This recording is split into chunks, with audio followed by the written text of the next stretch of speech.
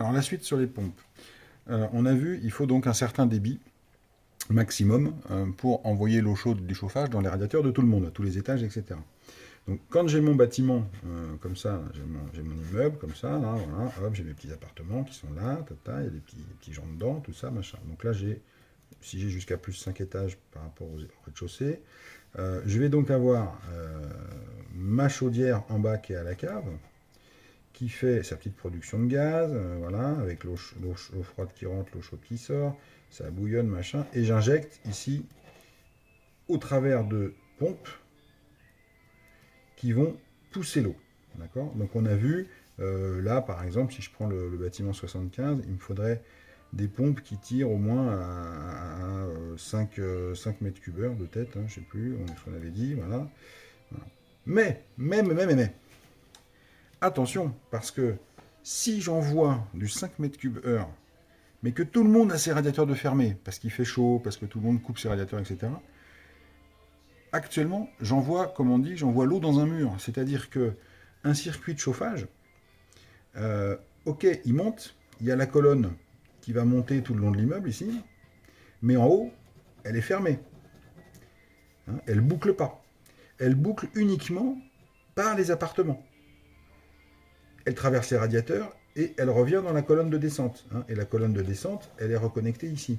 Mais si tout le monde ferme ses radiateurs, si tout est fermé ici, je pousse l'eau dans une colonne qui est complètement bouchée, fermée. Alors statistiquement, il y a très peu de chances que ça arrive, parce qu'il y a au moins 1 ou 2 appartements qui ouvrent ces radiateurs. Mais vous imaginez, il se prend tout seul la pression et le débit, qui ne sont pas la même chose, mais il se prend la pression et le débit de tout l'immeuble dans un seul ou 2 appartements.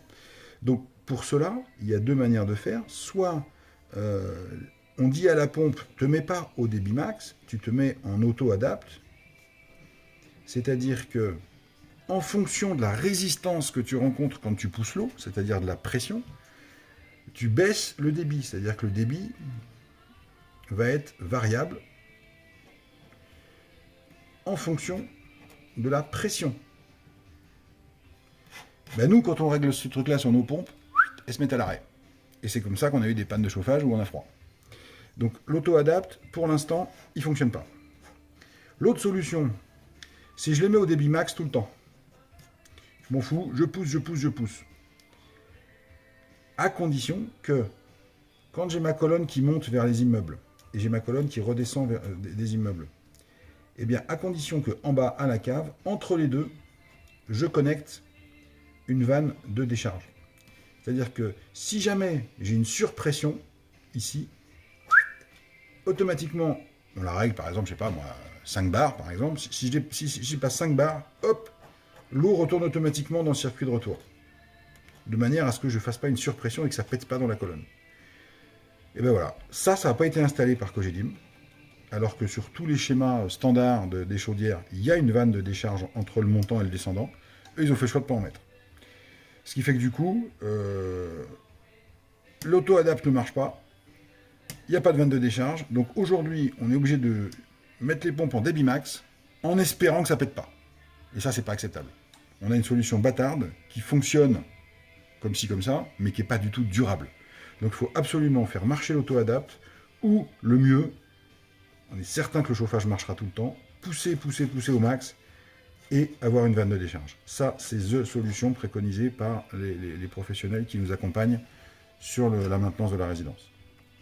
Donc voilà l'objectif maintenant qu'on a sur cette chaudière. La prochaine étape, c'est ça. Et une fois qu'on a la circulation d'eau qui fonctionne, qui est optimum, qui est sécurisée, on pourra continuer à réguler la température elle-même, de manière à ce qu'on n'ait plus cette disparité entre, je vous l'ai déjà dit l'autre jour, on a à peu près, allez, si j'exagère un petit peu les chiffres, on a 10 sur 143 qui ont froid, vraiment, et c'est justifié, il y a des vrais problèmes de structure dans leurs appartements.